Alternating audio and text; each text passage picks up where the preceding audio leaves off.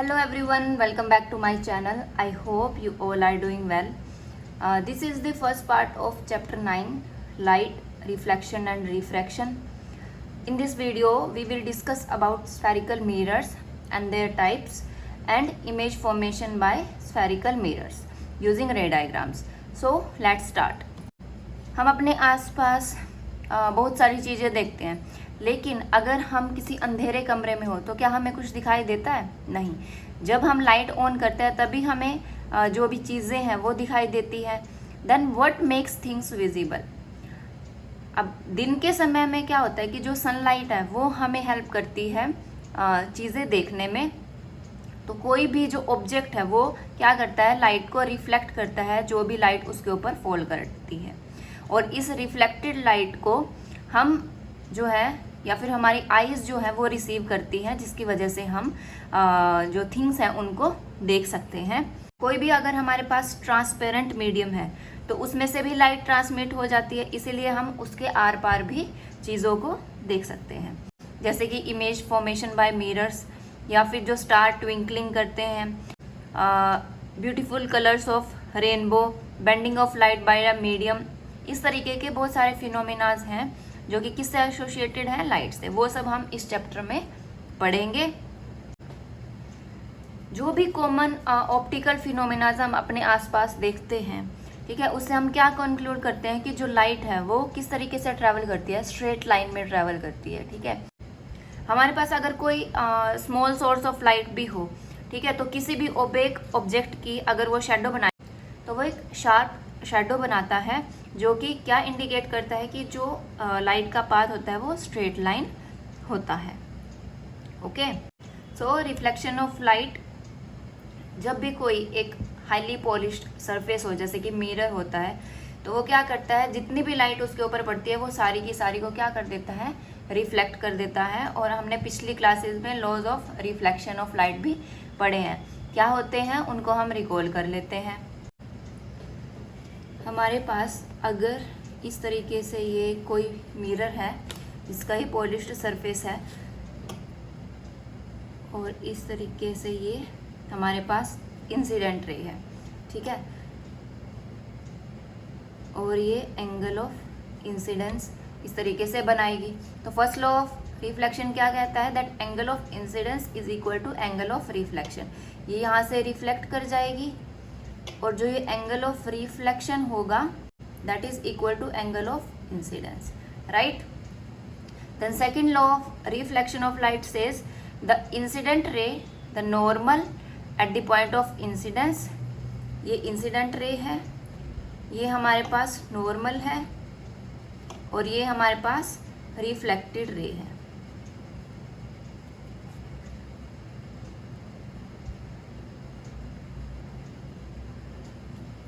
ये तीनों ही कहाँ लाई करते हैं, सेम प्लेन पे। ठीक है, इस तरीके से ये मिरर है तो ये तीनों कहाँ लाई करेंगे, सेम ही प्लेन पे लाई करेंगे। ओके, प्लेन मिरर से जो भी इमेज बनती है, ठीक है, उसकी क्या क्या प्रॉपर्टीज होती हैं।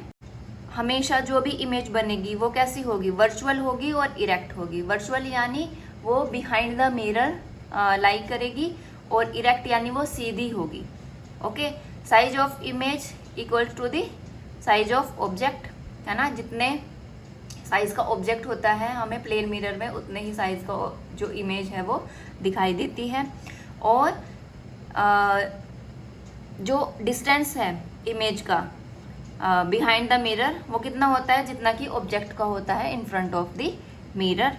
And image is laterally inverted, यानी जैसे कि हम मिरर में खुद को देखते हैं तो जो हमारा लेफ्ट हैंड है वो मिरर में जो इमेज बनती है हमारी उसका राइट दिखाई देता है, और हमारा राइट जो है उसका लेफ्ट दिखाई देता है। तो इसको बोलते हैं laterally inverted. Okay, now we have this activity 9.1। इसमें हमें क्या करना है कि एक लार्ज शाइनिंग स्पून लेना है और उसके जो कर्व्ड सरफेसेस है उनमें अपना फेस देखना है। तो हमें इमेज दिखाई देती है उसमें अपनी, है ना। तो वो स्मॉलर होती है या लार्जर होती है, ऑब्वियसली लार्जर दिखाई देती है। जैसे ही अब अगर हम जो स्पून है उसको स्लोली अपने फेस से दूर लेकर के जाते हैं तो हम क्या ऑब्जर्व करते हैं इमेज में कि क्या चेंज होता है। तो इमेज का साइज है वो स्लोली डिक्रीज करने लगता है। और इसी तरीके से अगर हम दूसरे सरफेस की तरफ यानी स्पून को रिवर्स करके इस एक्टिविटी को रिपीट करते हैं तो जो इमेज है वो हमें कैसी दिखाई देती है। और दोनों को अगर हम कंपेयर करें, दोनों सरफेस में जो हमें इमेज मिली है उसकी कैरेक्टरिस्टिक्स को अगर कंपेयर करें तो वो क्या क्या होती हैं वो हम अगले टॉपिक में देखेंगे। तो जो ये कर्व्ड सरफेसेस होते हैं जैसे कि जो शाइनिंग स्पून में था, इनको हम क्या कहेंगे कि ये as a curved mirror act करती हैं, ठीक है। और जो ये रिफ्लेक्टिंग सरफेस है इस तरीके के मिरर्स को, ये किसका पार्ट होते हैं, एक स्फीयर के सरफेस का पार्ट हम इसको मान सकते हैं, है ना। इसीलिए इस टाइप के मिरर्स को क्या कहते हैं हम, स्फेरिकल मिरर्स। अब हमारे पास दो टाइप के स्फेरिकल मिरर्स होते हैं, एक कॉनकेव मिरर और एक कॉन्वेक्स मिरर। अब जो स्फेरिकल मिरर्स जिनका जो रिफ्लेक्टिंग सरफेस है वो कर्व्ड होता है इनवर्ड, जैसे कि इस इमेज में दिखाया हुआ है, इधर से ये पॉलिश्ड है और इधर से इसमें हम अगर अपना फेस देखें इस तरफ से तो इसका नाम क्या है, कॉनकेव मिरर। जैसे कि एक केव होती है, गुफा होती है, ठीक है, वो उसका जो मुंह है वो अंदर की तरफ इस तरीके से ओपन होता है, इसीलिए इसको क्या नाम दिया गया, कॉनकेव मिरर, ठीक है। इस एक हिंट से हम इसको याद रख सकते हैं कि कॉनकेव मिरर क्या होगा, जिसका जो कर्व्ड सरफेस है वो इनवर्ड होगा, ठीक है। और जो दूसरा जिसका जो रिफ्लेक्टिंग सरफेस है वो कर्व्ड होगा आउटवर्ड और पॉलिश्ड होगा इनवर्ड, उसको कहेंगे कॉन्वेक्स मिरर, ठीक है। तो इन दोनों मिरर्स को कैसे बनाते हैं वो अब हम देख लेते हैं। इस तरीके से अगर एक हम आर्क ड्रॉ करें और ये किसका पार्ट होगी, एक स्फीयर का, है ना। और इसका जो ये आउटर पोर्शन है ये पॉलिश्ड हो और रिफ्लेक्टिंग कौन सा हो, ये इनर, तो इनर पार्ट जो है तो इसको हम क्या कहेंगे, कॉनकेव मिरर।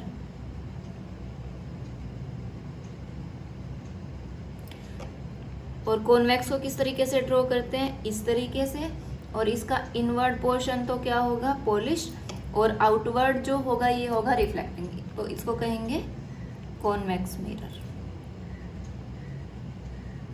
राइट। अब इन स्फेरिकल मिरर्स में इमेजेस कैसे बनती हैं वो देखने से पहले हमारे पास कुछ टर्म्स होती हैं, ठीक है, वो हम डिस्कस कर लेंगे कि क्या क्या टर्म्स हैं, वो हमें पता होनी चाहिए। अब फॉर एग्जांपल हम कॉनकेव मिरर ड्रॉ करें तो इस तरीके से हमने एक कॉनकेव मिरर बनाया, ये इसका पॉलिश्ड पोर्शन है और रिफ्लेक्टिंग कौन सा होगा, ये अंदर वाला, ठीक है। यानी इस तरफ हमें अपनी इमेज दिखाई देगी अगर हम अपना फेस इसमें देखते हैं। अब जो ये मिरर है इसका जो सेंटर होगा यहाँ पर, ठीक है, उसको हम क्या कहते हैं, पोल, और पोल को किससे डिनोट करते हैं, लेटर पी से, ठीक है। और पोल जो है वो कहाँ पर लाई करता है, on the surface of the mirror, ठीक। देन नेक्स्ट टर्म इसमें हमारे पास आती है centre of curvature. Centre of curvature क्या होता है, अब हमने जो ये मिरर लिया, ये किसका पार्ट हमने बताया था कि एक स्फीयर का पार्ट होता है, और ऑब्वियसली स्फीयर का कोई सेंटर होता है ना। तो जिसके अबाउट हमने ये स्फीयर ड्रॉ किया है उस पॉइंट को क्या कहेंगे, सेंटर ऑफ कर्वेचर। इसको डिनोट किससे करते हैं, लेटर सी से, ओके। जो ये सेंटर ऑफ कर्वेचर होता है ये मिरर का पार्ट नहीं होता, ये आउटसाइड दी रिफ्लेक्टिंग सरफेस लाई करता है, ठीक है। यानी जो सेंटर ऑफ कर्वेचर है वो कॉनकेव मिरर के केस में कहाँ पर लाई करेगा, इन फ्रंट ऑफ द मिरर, और जो इस तरीके से ये कॉन्वेक्स मिरर होगा इसमें कहाँ लाई करेगा, बिहाइंड द मिरर, ठीक है। क्योंकि हमने कॉन्वेक्स को इस तरीके से बनाएंगे क्योंकि इसका रिफ्लेक्टिंग सरफेस कौन सा है, आउटसाइड वाला, इसलिए इसका सेंटर होगा बिहाइंड द मिरर। और कॉनकेव के केस में हमारे पास ये रिफ्लेक्टिंग सरफेस है इसलिए इसमें in front of the mirror lie करता है, ओके। देन अब जो ये स्फीयर था इसकी कोई रेडियस भी होगी, उसी को क्या कहते हैं, रेडियस ऑफ कर्वेचर, ठीक है। जो सेंटर से ये इस रिफ्लेक्टिंग सरफेस तक का डिस्टेंस होता है वो क्या होगा हमारे पास, रेडियस ऑफ कर्वेचर, और इसको डिनोट करते हैं हम कैपिटल आर से, ठीक। फिर हमारे पास एक एक्सिस होती है जो पास करती है सेंटर ऑफ कर्वेचर और पोल से, उसको हम क्या कहते हैं, प्रिंसिपल एक्सिस, राइट। तो जो ये लाइन हमने ड्रॉ की और ये पास कर रही है थ्रू C एंड P, इसको हम क्या कहते हैं, प्रिंसिपल एक्सिस।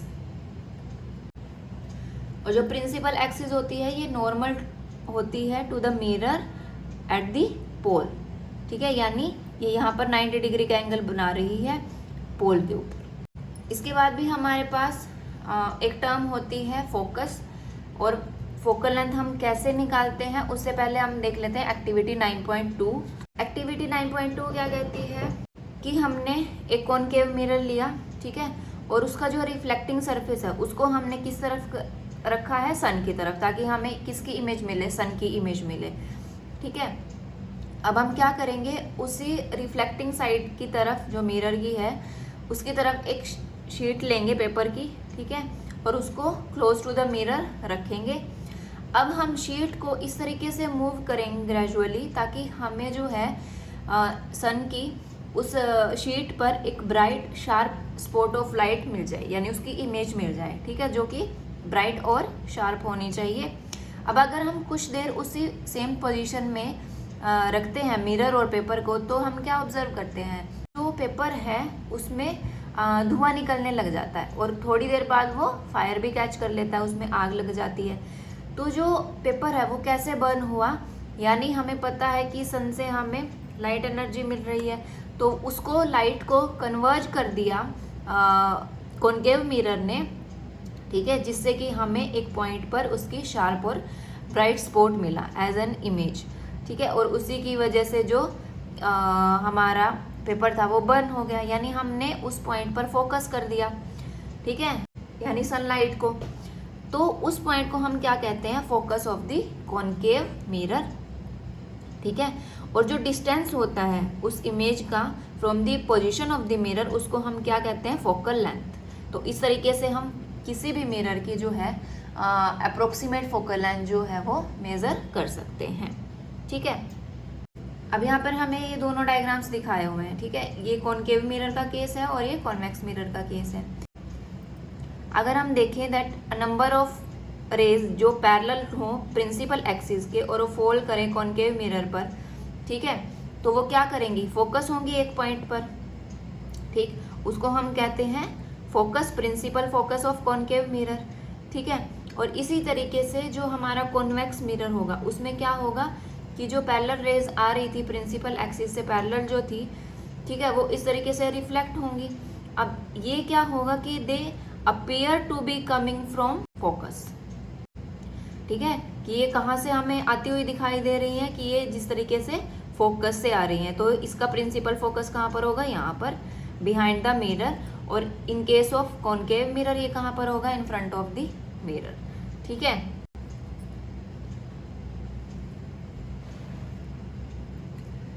तो फोकल लेंथ क्या होता है, distance between the pole and the principal focus of the spherical mirror, और इसको हम किससे रिप्रेजेंट करते हैं, स्मॉल एफ से। फोकल लेंथ को, फोकस को करेंगे कैपिटल एफ से और फोकल लेंथ को करेंगे स्मॉल एफ से, इस तरीके से। और जो एफ पी होगा वो किसके इक्वल होगा, फोकल लेंथ के, स्मॉल एफ के, ठीक है। ये हमारी रेडियस ऑफ कर्वेचर थी, और जो रेडियस ऑफ कर्वेचर है और फोकल लेंथ है, इनमें क्या रिलेशन होता है कि जो फोकस है वो कहाँ पर लाई करेगा, in between the centre of curvature and pole, यानी मिड पॉइंट में, ठीक है, मिड पॉइंट पे ये लाई करेगा फोकस। तो जो हमारी फोकल लेंथ होती है वो रेडियस ऑफ कर्वेचर की हाफ होगी, ठीक है, ये हमारी रेडियस ऑफ कर्वेचर थी, और जो फोकल लेंथ होगी वो रेडियस ऑफ कर्वेचर की हाफ होगी।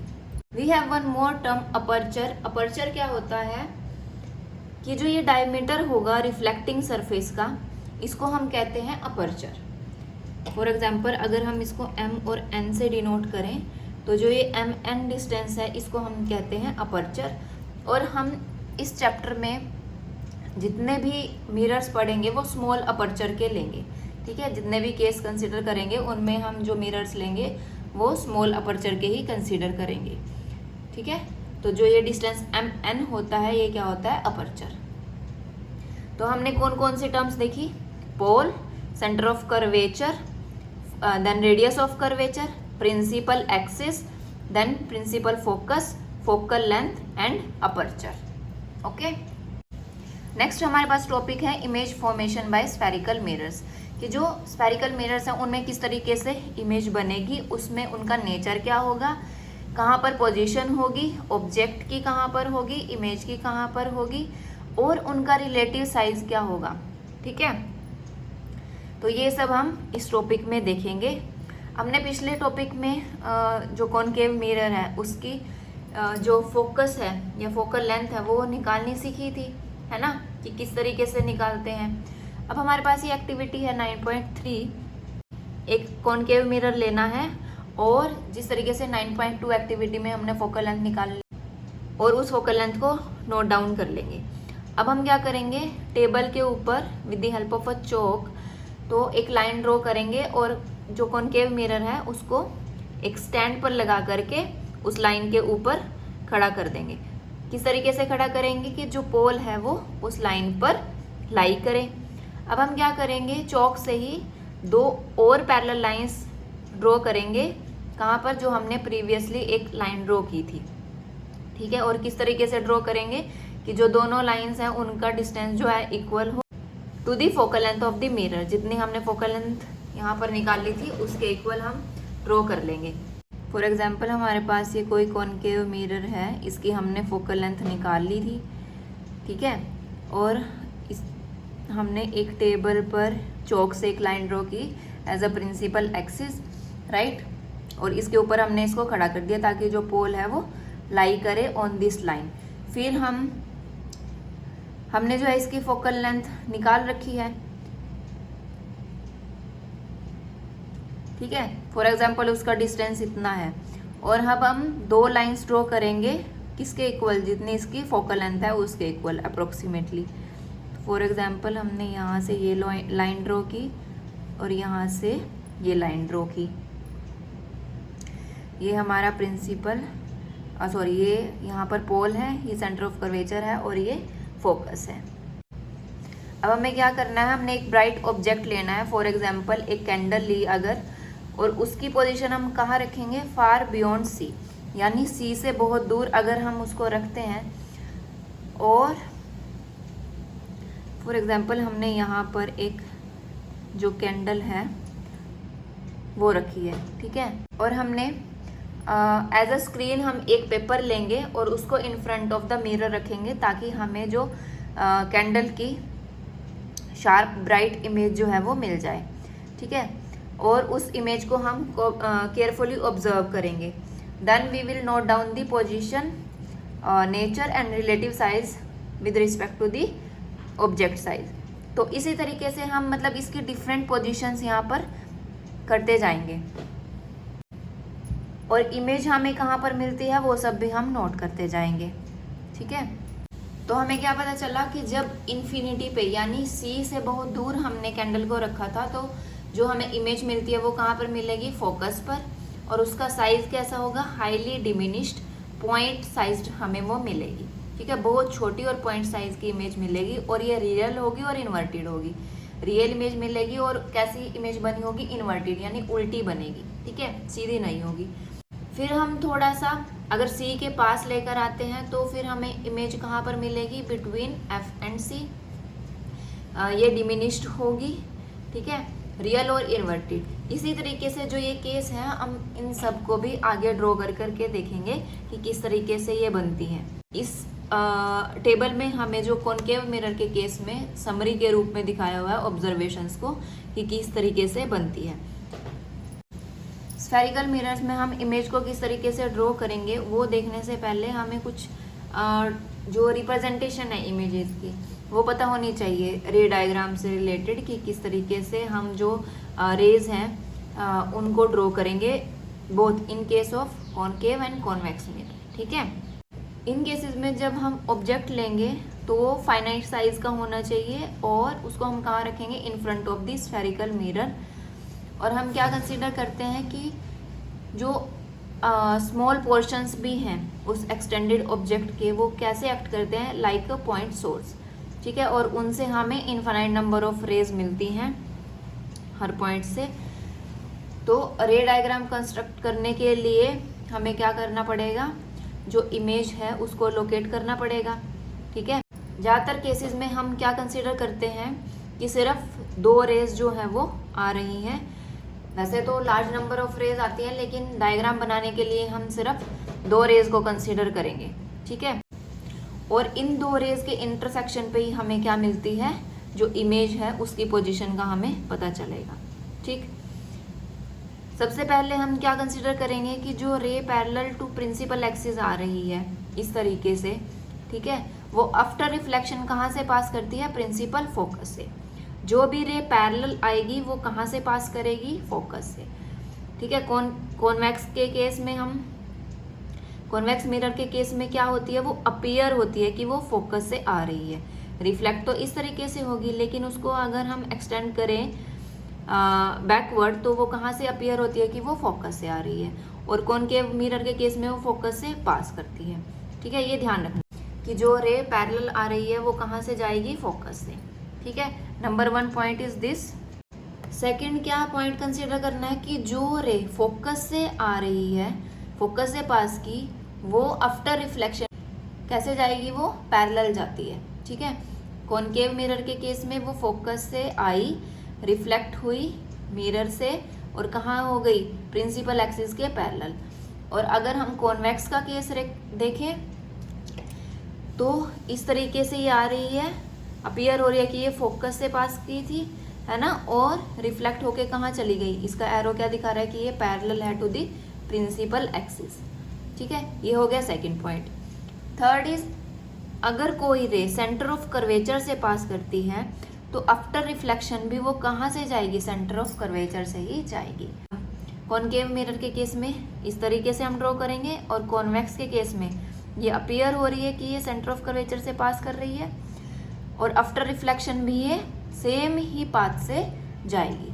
ठीक है, देन फोर्थ जो हमारे पास केस है, उसमें अगर कोई रे इंसिडेंट कर रही है ओब्लिकली, यानी किसी एक एंगल पर इंसिडेंट कर रही है, ठीक है, तो क्या होगा, वो रिफ्लेक्ट कैसे होगी, ओब्लिकली ही रिफ्लेक्ट होगी, making equal angle with the principal axis.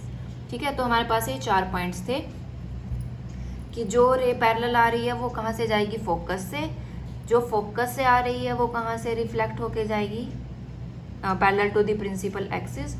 जो रे सेंटर ऑफ कर्वेचर से पास की थी वो रिफ्लेक्ट होके वापस कहाँ से जाएगी, सेंटर ऑफ कर्वेचर से ही जाएगी। और जो रे इंसिडेंट हुई ओब्लिकली तो वो एट एन एंगल ही रिफ्लेक्ट होगी, और दोनों एंगल, जो एंगल ऑफ इंसिडेंट और एंगल ऑफ रिफ्लेक्शन जो है वो दोनों सेम होंगे। ठीक है, कॉनकेव मिरर के केस में इमेज फॉर्मेशन का हमने वो टेबल देखा था पिछला एक्टिविटी 9.3 में। ठीक है, वो किस तरीके से होता है, जो डायग्राम हम रे डायग्राम ड्रॉ करेंगे वो किस तरीके से बनते हैं वो अब हम देख लेते हैं। ये हमारे पास है कॉनकेव मिरर, ये हमने ड्रॉ की प्रिंसिपल एक्सिस, ये है पोल, ये है सेंटर ऑफ कर्वेचर, और ये है प्रिंसिपल फोकस। अब हमने जो फर्स्ट केस लिया था उसमें क्या कंसीडर किया था कि जो हमारा ऑब्जेक्ट है वो कहाँ पर प्लेस्ड है, एट इन्फिनिटी, यानी बहुत दूर है मिरर से। तो हम क्या कंसीडर करते हैं कि उससे जो भी रेज आ रही हैं वो कैसे आती हैं, पैरेलल। ठीक है, और हमने अभी लास्ट टॉपिक में ही क्या देखा था कि हम सिर्फ क्या कंसीडर करेंगे कि उससे 2 रेज आ रही हैं।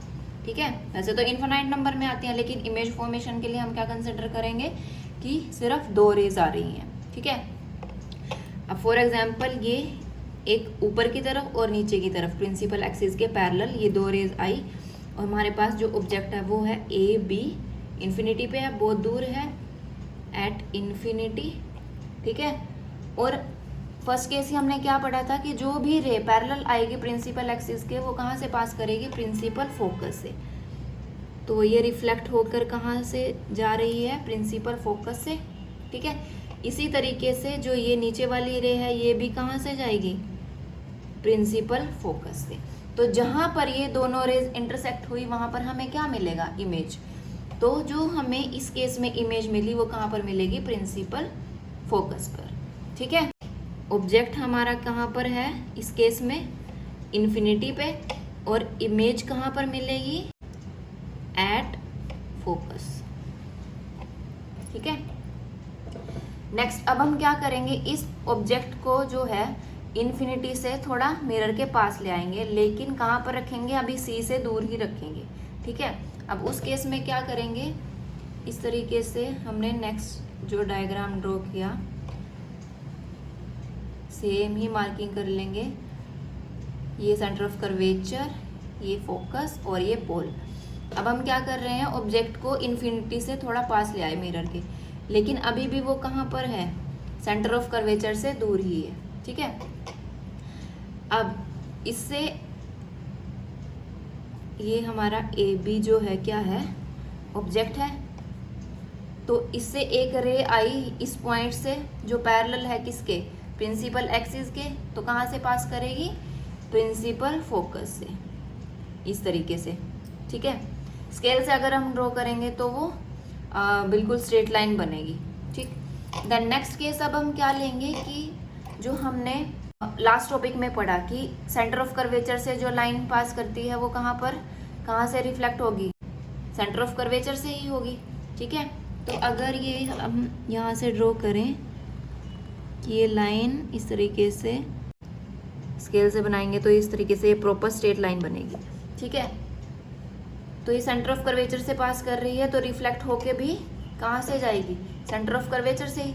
अब एक ये आफ्टर रिफ्लेक्शन रे आई थी और एक आफ्टर रिफ्लेक्शन यहीं से जा रही है, तो इंटरसेक्शन पॉइंट कौन सा है ये, तो इमेज हमें कहाँ पर मिलेगी, यहाँ पर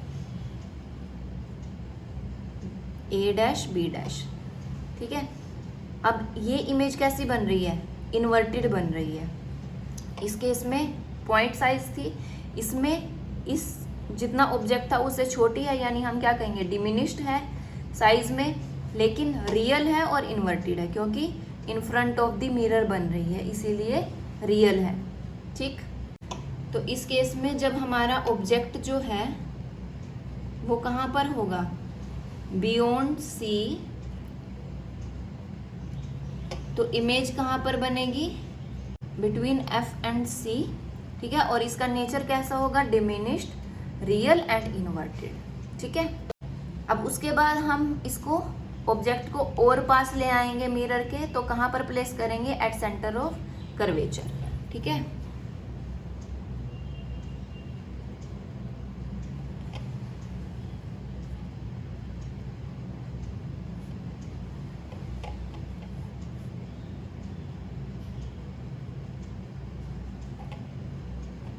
अब हम ऑब्जेक्ट को कहाँ प्लेस करेंगे, एट सी, ठीक है।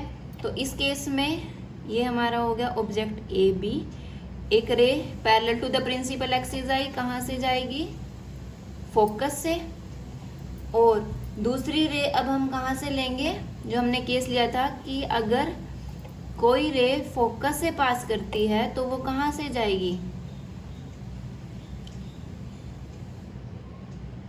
Parallel to the principal axis.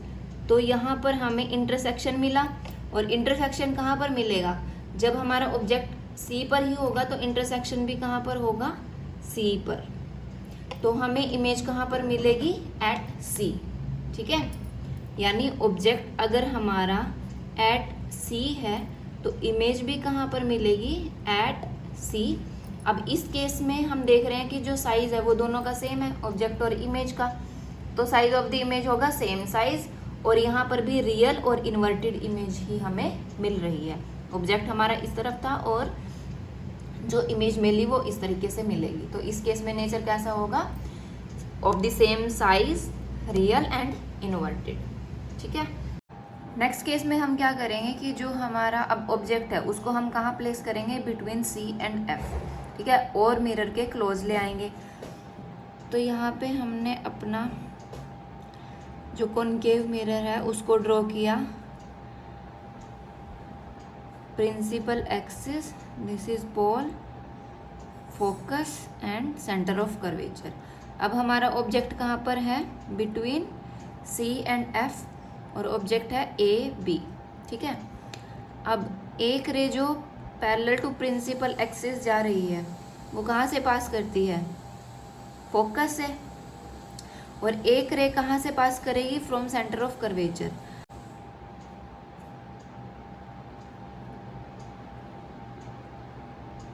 ये अगर यहाँ से गई और रिफ्लेक्ट होके कहाँ से पास करेगी, from centre of curvature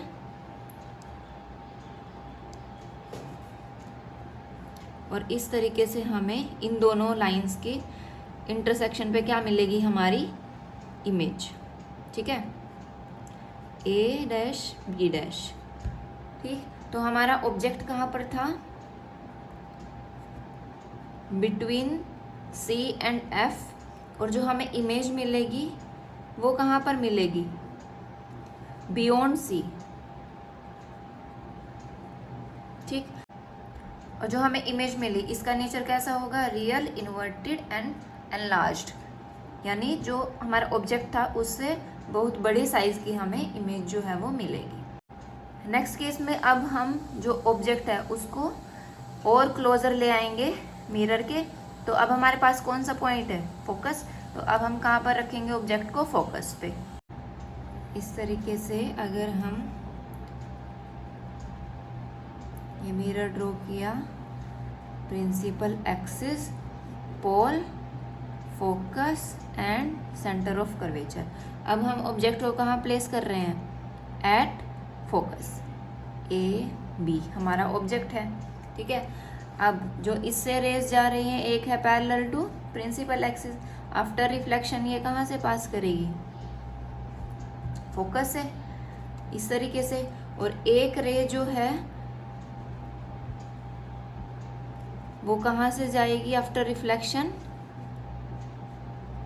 centre of curvature से।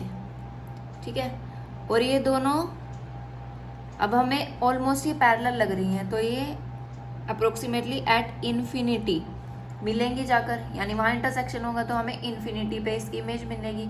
अगर इन्फिनिटी पे मिलेगी तो जो साइज होगा वो कैसा होगा, हाईली एनलार्ज्ड, बहुत बड़े साइज की हमें इमेज मिलेगी।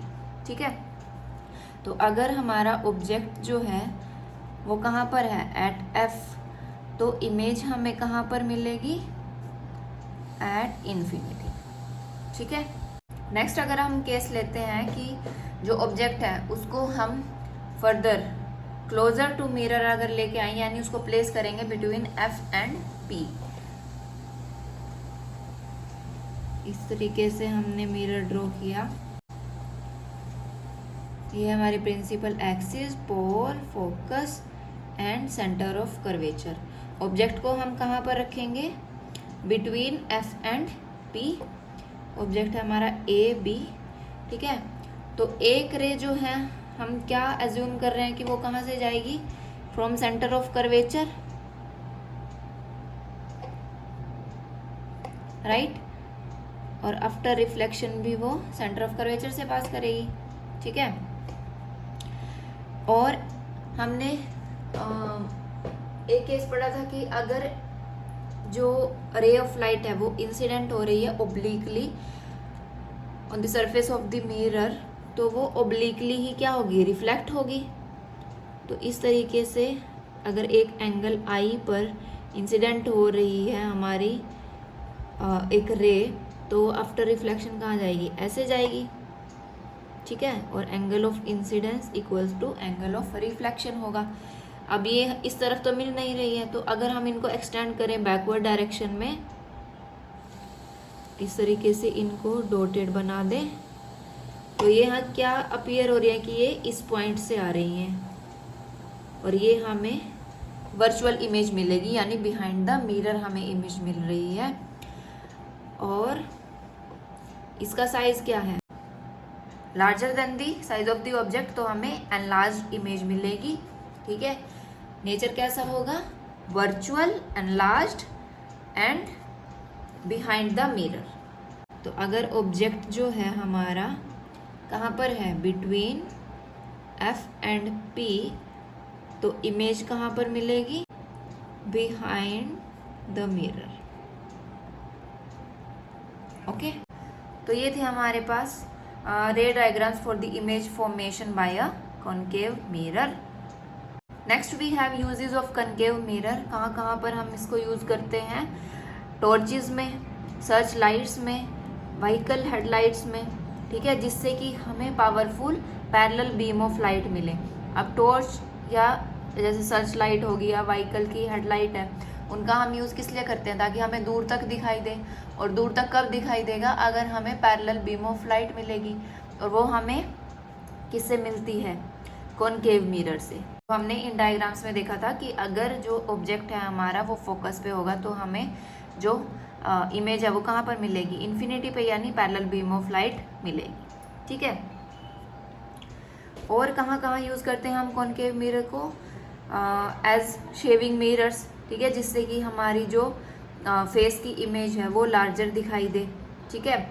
डेंटिस्ट यूज़ करते हैं कॉनकेव मिरर को, ठीक है, जो पेशेंट के टीथ हैं उनकी लार्ज इमेज को देखने के लिए। और लार्ज कॉनकेव मिरर्स और कहाँ कहाँ यूज़ होते हैं, to concentrate the sunlight to produce heat in solar furnaces. ठीक है। Next we have image formation by convex mirror. हमने कॉनकेव मिरर के तो केसेस देख लिए, अब हम देखेंगे कि कॉन्वेक्स मिरर में इमेज फॉर्मेशन कैसे होती है। Now we have this activity 9.5। इसमें क्या कहा है कि हमें एक कन्वेक्स मिरर लेना है और उसको अपने एक हाथ में पकड़ लेना है। तो दूसरे हाथ में हम पेंसिल लेंगे इन अपराइट पोजीशन, ठीक है, और कन्वेक्स मिरर में उस पेंसिल की हमें इमेज को देखना है, ठीक, कि हमें कैसी इमेज मिलेगी, इरेक्ट है या इन्वर्टेड है, डिमिनिश्ड है या फिर एनलार्ज्ड है। ठीक है।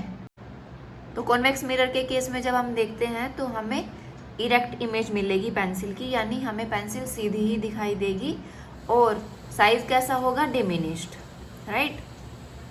अब अगर हम पेंसिल को मूव करते हैं slowly away from the mirror, तो हमें इमेज में कोई चेंज दिखाई देगा, जो साइज है इमेज का वो और ज़्यादा छोटा होता जाता है, यानी हमें स्मॉलर इमेज मिलेगी। तो कॉन्वेक्स मिरर के केस में हमारे पास दो ही केस होते हैं, क्योंकि यहाँ पर जो हमारा फोकस और सेंटर ऑफ कर्वेचर है वो तो बिहाइंड द मिरर ही लाई करता है। तो इसके लिए जो भी हमारे पास डिस्टेंस है, या तो वो इन्फिनिटी होगा या फिर क्लोज टू द मिरर हम ऑब्जेक्ट को लेके आएंगे। ठीक है। तो दो केसेस ही सिर्फ इसमें बनते हैं, कि जब ऑब्जेक्ट इन्फिनिटी पे है या बिटवीन इन्फिनिटी एंड पोल है। ठीक। इन दोनों केसेस में रे डायग्राम हम कैसे ड्रॉ करेंगे, लाइक दिस, और जो इंटरनल कर्व सरफेस है इसका वो पॉलिश्ड होगा और आउटर रिफ्लेक्टिंग होगा। ठीक है। अब हम ड्रॉ करेंगे principal axis. Okay. In first case हमारा ऑब्जेक्ट कहाँ पर है, एट इन्फिनिटी। ठीक है। तो ए बी हमारा ऑब्जेक्ट हुआ जो कि कहाँ पर है, एट इन्फिनिटी, और इससे जो रेज आ रही हैं वो पैरेलल आएंगी। तो इस तरीके से दो पैरेलल रेज जो आ रही हैं, ये इसका पोल है, ये फोकस, और यहाँ सेंटर ऑफ कर्वेचर। तो आफ्टर रिफ्लेक्शन ये कैसे जाएंगी,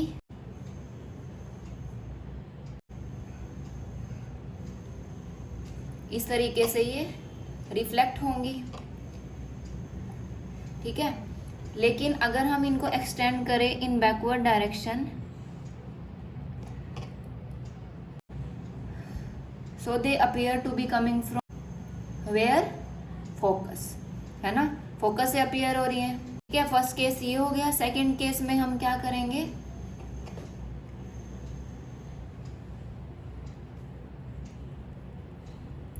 इस तरीके से ये हमारा कॉन्वेक्स मिरर,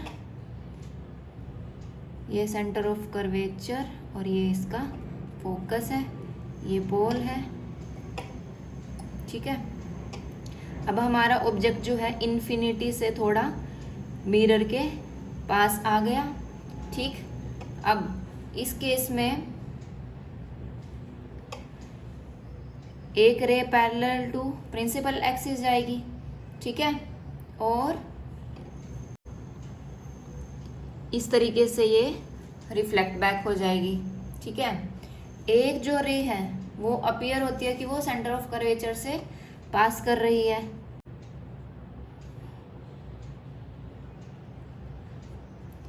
तो इस तरीके से ये इसी पाथ से रिफ्लेक्ट बैक हो जाएगी, और इस रे को भी अगर हम एक्सटेंड करें इन बैकवर्ड डायरेक्शन कि ये कहाँ से पास करती है, फोकस से, ठीक है।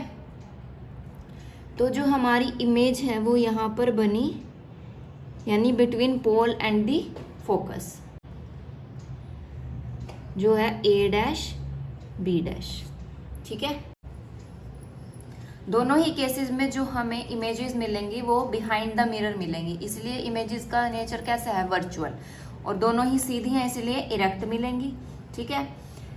जब ऑब्जेक्ट एट इन्फिनिटी है तो हमें diminished, highly diminished point sized image मिलेगी, और जब हमारा जो ऑब्जेक्ट है वो between infinity and pole of the mirror है तो हमें डिमिनिश्ड मिलेगी, वर्चुअल एंड इरेक्ट होगी। ओके, तो कॉन्वेक्स मिरर के केस में हमारे पास सिर्फ यही दो केसेस होते हैं। तो हमने इमेज फॉर्मेशन किस किस में देखा, प्लेन मिरर के केस में, कॉनकेव मिरर और कॉन्वेक्स मिरर। तो इनमें से किस मिरर में अगर कोई हम लार्ज ऑब्जेक्ट लें उसकी फुल इमेज मिलेगी, वो हम इस एक्टिविटी 9.6 की हेल्प से देखते हैं। हमें क्या कहा गया है कि हमें ऑब्जर्व करना है इमेज को of a distant object, say a distant tree in a plane mirror, ठीक है। प्लेन मिरर लेना है और उसमें बहुत दूर एक जो बड़ा पेड़ है उसकी इमेज हमें देखनी है। तो क्या हमें उसकी full length image plane mirror में मिलेगी? नहीं। अब अगर हम डिफरेंट साइजेस के प्लेन मिरर्स लें और ज़्यादा बड़े लें या छोटे लें, तब क्या हम उसमें फुल लेंथ इमेज मिल सकती है उस ऑब्जेक्ट की? नहीं, तब भी नहीं मिल सकती। अगर हम इसको कॉनकेव मिरर से रिपीट करें एक्टिविटी को, ठीक है, तब क्या हमें फुल लेंथ इमेज मिलेगी? नहीं। लेकिन अगर हम कॉन्वेक्स मिरर यूज़ करते हैं तो हमें फुल लेंथ इमेज जो है उसकी मिल जाती है। तो अगर हमें दूर के किसी भी ऑब्जेक्ट की इमेज चाहिए और फुल लेंथ इमेज चाहिए तो हम कौन सा मिरर यूज़ करेंगे? Convex mirror. Okay, then we have uses of convex mirror. Convex mirrors are commonly used as a rear view mirrors in vehicles, ठीक है।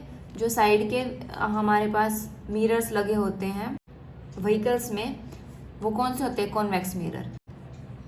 क्योंकि जो ड्राइवर है उसको जो भी ट्रैफिक पीछे से आ रही है, ठीक है, उसका पूरा व्यू लेने के लिए क्या हेल्प करता है? कॉन्वेक्स मिरर ही हेल्प कर सकता है, ठीक है। क्योंकि वो हमें हमेशा कैसी इमेज देते हैं? इरेक्ट देते हैं।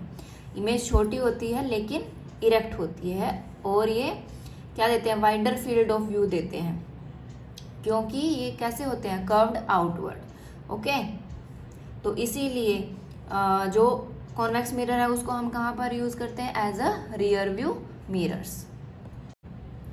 Now we have these questions. Question number 1, define the principal focus of a concave mirror. ये हमने यहाँ पर पढ़ा था, है ना, that light rays that are parallel to principal axis of a concave mirror converge at a specific point on its principal axis after reflecting from the mirror, and this point is known as the principal focus of the concave mirror. Okay. Question number 2, the radius of curvature of a spherical mirror is 20 centimeter. What is its focal length? Focal length और radius of curvature में क्या relation है? That focal length is half of the radius of curvature. यहाँ पर हमें radius of curvature कितना given है? 20 centimetre. Okay, so focal length will be 10 centimetre, right. Next is name a mirror that can give an erect and enlarged image of an object. हमें erect भी चाहिए और enlarged image भी चाहिए object की। वो किस केस में मिलेगी? हमने कॉनकेव मिरर के केसेस देखे थे डिफरेंट। तो इन केसेस में जब हमारे पास जो ऑब्जेक्ट है वो बिटवीन एफ एंड पी होगा, तब ही हमें इरेक्ट और एनलार्ज्ड इमेज मिलती है, ठीक है। तो हम कौन सा मिरर लेंगे इरेक्ट और एनलार्ज्ड इमेज लेने के लिए? Concave mirror. Next is, why do we prefer a convex mirror as a rear view mirror in vehicles? तो ये हमने यहाँ पर देखा था कि जो कॉन्वेक्स मिरर है वो हमें देता है virtual, erect and diminished image of the object placed in front of them, ठीक है। और ये हमें क्या देते हैं, वाइडर फील्ड व्यू भी देते हैं क्योंकि ये कर्व्ड होते हैं आउटवर्ड, इसीलिए कॉन्वेक्स मिरर को हम किस में यूज करते हैं, as a rear view mirror in vehicles. So that's all for today's video. If you have any doubt, ask in the comment section. Okay, and like, share this video and subscribe to my channel. See you in the next video. Till then, have a good day. Bye bye.